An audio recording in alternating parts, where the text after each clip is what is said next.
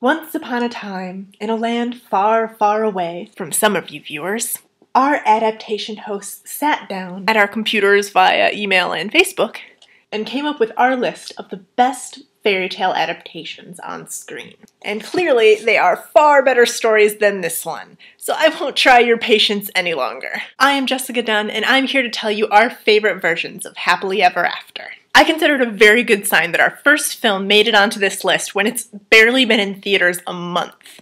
Into the Woods. I'll admit that at the time of filming this vlog, I haven't actually seen it yet. After all, it didn't come out in England until January 9th, so yesterday. But after hearing our host sing its praises in this list, I'm looking forward to it even more. Both Jen and Sarah have said that they've made changes from the original play adaptation, but that these made sense in the context of the film and, in fact, actually contributed to the overall story in this version. The acting from pretty much everyone is stellar, and the singing really delivers. Who knew that Chris Pine had a voice? A particular highlight was the song Agony, which was performed by both Prince Charmings, though sadly without the reprise. They really played up the competition between the brothers, and it's absolutely hilarious. They managed to keep the overall story funny and lighter, at least, than the original, even if it did get rather dark at times. And hey, whenever you're feeling in danger of getting lost in the woods, then Anna Kendrick's hilarious facial expressions and no-nonsense attitude as Cinderella, just enough to snap you out of it. And speaking of Cinderella, if there is one fairy tale that you could list that has been adapted more than any other, it is our favorite little Cinder Girl. Between Disney and modern remakes like A Cinderella Story, Another Cinderella Story, A Cinderella Story Once Upon a Song, yet another Cinderella story, I've lost count. So it shouldn't be a surprise to anyone that we have two Cinderella adaptations that we think are top-notch. The first of these is called The Slipper and the Rose, which is a musical adaptation made in 1976 with a score written by the same composer who wrote Mary Poppins and Chitty Chitty Bang Bang. I particularly love this version, not only because of its charm, but also because it shows you that not everything was quite so easy after the shoe fit either. After all, even though the prince was deeply in love despite Cinderella's apparent servitude, you're still left wondering sometimes what his parents would have thought of him marrying a servant. Plus, aren't you a little intrigued by the idea of a romance film featuring a song called What Does Love Have to Do with Getting Married?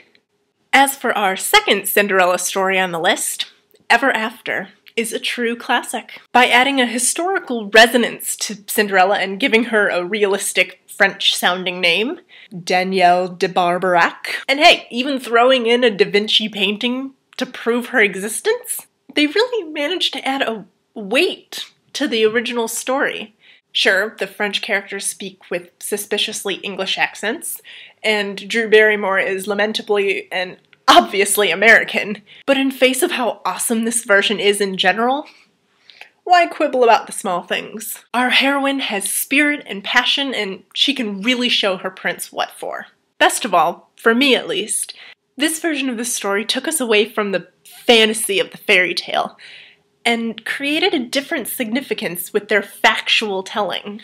To quote the last line of the film, "The point, gentlemen and ladies, is that they lived." A slightly lesser known, yet no less amazing adaptation is Hallmark's Snow White, Fairest of Them All.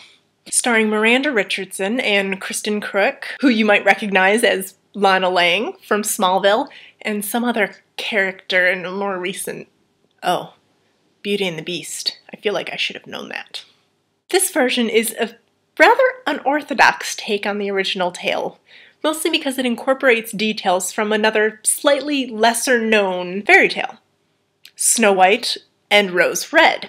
And by detail that they incorporated, we just mostly mean that the prince spends most of the film as a bear.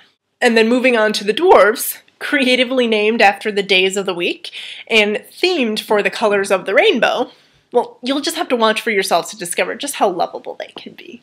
And finishing off our list of fairy tales is an adaptation that by now should be pretty familiar to our viewers, Maleficent. Okay, so it's an adaptation of a Disney version of a fairy tale, not really the original.